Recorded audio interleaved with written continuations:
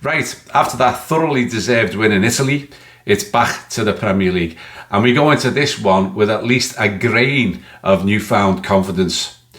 Because for all of the downbeat moods and the negativity after that Leeds draw when we threw away a 2-goal lead and threw away a 3-2 lead, the fact is we are now 4 games undefeated. And 3 of them have been away from home against West Ham, Leeds and Inter. And that's 2 away wins and 1 draw. And given what happened in the 7 games prior to that, when we had 5 defeats, this is a decent, if unspectacular, turnaround. But we're on the right track, finally. We've also had 2 clean sheets in the last 4 games, after having 2 clean sheets in the previous 15. So once again, it's small shoots of recovery, but finally we're on the right trajectory. As for Brighton, they've won 3, drew 2, lost 1 of the last 6 league games, but they've actually managed only 1 point from the last 2 league games. So they've dropped off a bit lately.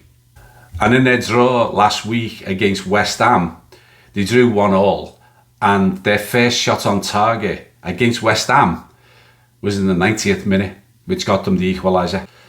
Still, they're on a slightly better run over the last 6 games than we are. We've won 2, drew 2, lost 2. But the glimmer of hope for us is that we've now gone 3 league games without defeat for the first time since the opening 5 games of the season. Overall, Brighton have scored 1 goal more than us and conceded 3 goals less than us. So not that different. In terms of Brighton's away form, it's mid-table. They've played 7, won 2, drew 2, lost 3. The problem is our home form is also mid-table. We've played 7, won 4, drew 1 and lost 2.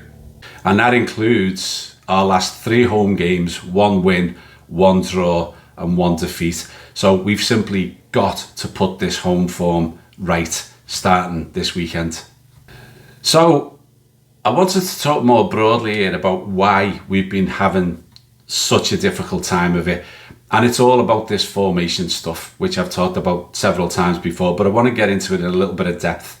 Because I truly believe our inability to perform, to win games, and indeed why we've lost so many games, stems from the persistent 4-3-3 setup that has been used virtually all season. And not the setup itself. 4-3-3 can work if you got the players.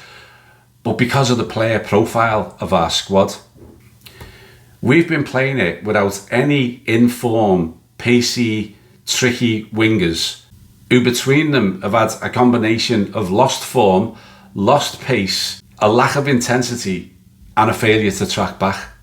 And I'm going to back that claim up with some quite remarkable facts and stats in just a minute, so bear with me.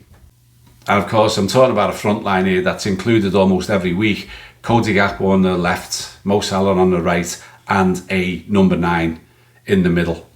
And that number 9 in the middle, whether it be Ekitike or Isak, both brand new to the team, have been feeding on scraps because there's been next to nothing coming creatively from the wide areas, and especially the front wide men. So as a trio, it just hasn't worked. And in addition, this lack of intensity and willingness to track back from the front 3 has had the knock-on effect of putting more pressure on the midfield trio, which in turn has had the effect of putting more pressure on the back 4. And it's been more pressure than this back 4 has been used to, and more than they've been able to withstand. Never mind a back 4 which has had constantly rotating right backs and left backs. And you know, any back 4, whether it's ours or whether it's anyone else's, a back 4 is at its best when it's in control, when it's being adequately protected by the structure and the players ahead of it. And any defence that has got opposition runners running at them constantly is going to concede goals, and that's what we've been seeing. It's an old cliche, isn't it, that the best form of defence is attack, but it's true. When the attack is malfunctioning, losing the ball, not tracking back, being easily passed through, so the defence is, by default, put under more pressure. And with our 2 wide men and 1 front man set up the way it's been, this has just been too easy to nullify. And teams have just got used to it. They know exactly how to set up against it. And so the threat has been almost non-existent. They just sit deep every time we get the ball and allow us to tippy-tappy it away in midfield. But the threat's just not been there. So with that said, I'm going to get into these astonishing stats. You ready? We are currently on a run of not scoring in the first half of 5 successive league games. Plus, it must be said due to VAR, we also failed to score in the first half of the Inter game. In our last 8 games in all competitions, we have scored, are you ready for this? 1 first half goal. 1 in 8 games. That was against PSV. The other 7 are Inter, Leeds, Sunderland, West Ham, Forest, Man City and Real Madrid. 1 first half goal in 8 games. In fact, the last time we scored a first half goal in the Premier League was on November the 1st, when we scored in the first minute of first half added time against Aston Villa. And we have failed this season to score in the first half of Premier League games against Leeds, Sunderland, West Ham, Forest, Man City, Man United, Chelsea, Crystal Palace, Burnley and Arsenal. That's 10 of our 15 league games where we have failed to score a first half goal. And in those 10 games that I've just mentioned, we've played 10, won 3, drew 2, lost 5. So in the 10 games where we've failed to score a first half goal, we've taken 11 points. So we've averaged 1 point per game when we don't score a first half goal. We've scored 1 goal in the first half 4 times against Brentford, Aston Villa, Newcastle and Bournemouth. Those last 2, Newcastle and Bournemouth, were the first 2 games of the season. So in the 13 league games since, we've scored a goal in the first half 3 times. Brentford in the 5th minute of first half stoppage time.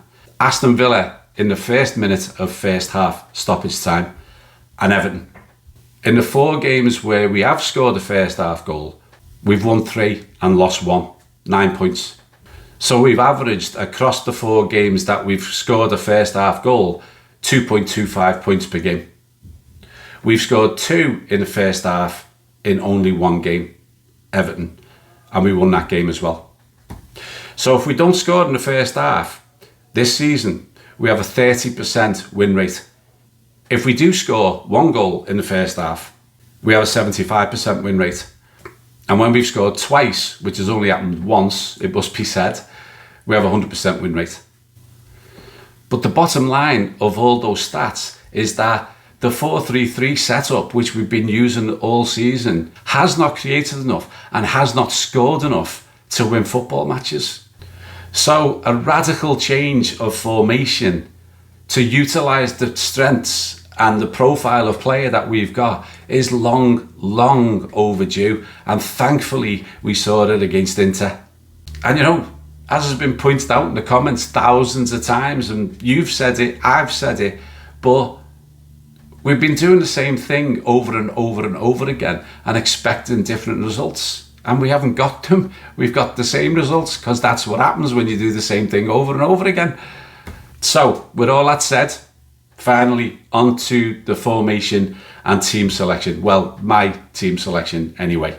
And for the first time in forever, I'm actually feeling quite confident that my formation and team selection and Arne Slot's formation and team selection will be quite similar.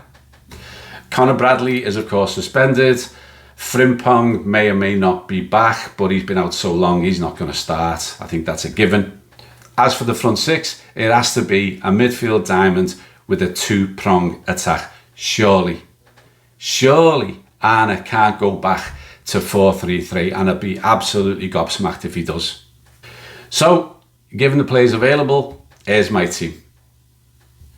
2 changes Macher, who was often pushed forward against Milan, but was once again not really at it, drops out. Kerkez in for Robbo simply due to rotation, and we may well see a more threatening Kerkez going forward now that the left wing space will be more open to advance into with Cody Gakpo not there. That's a theory, by the way, yet to be proven, but I hope I'm right.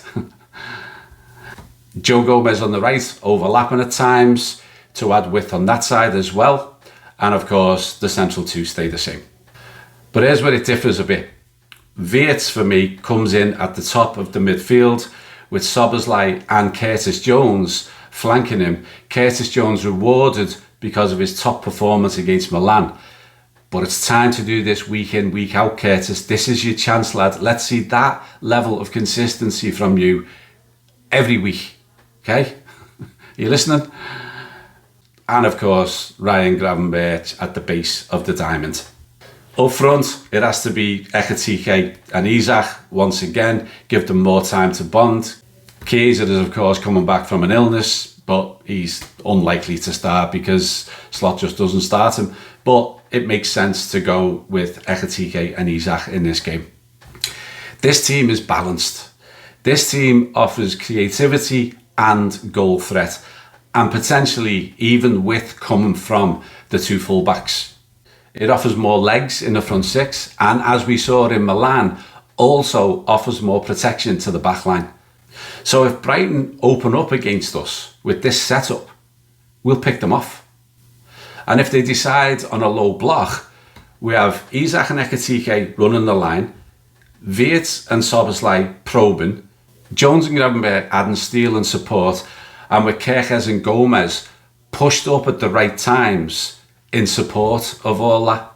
These are creative weapons that the 4-3-3 with two exclusive wide men and one central striker just weren't giving us. And I think it's essential that Slot repeats what worked in Milan. This setup and these players. He can have a couple of tweaks if he wants, but this is generally the way it needs to be. And yes, some of you will say, well, we didn't score in Milan either, but it's one game. It's the first time we played this structure. It's the first time Isak and Ekitike played together. And it was a European away game in Italy. So we were never ever going to go full bore in that game, whereas in this one we can. And in my view, what we saw from that 4-4-2 diamond formation has to be the blueprint for success for our season going forward. And if Arne does stick with it, I'm predicting that elusive first half goal, and I'm going to go with a 3-0 Liverpool win. Let's hope I'm right.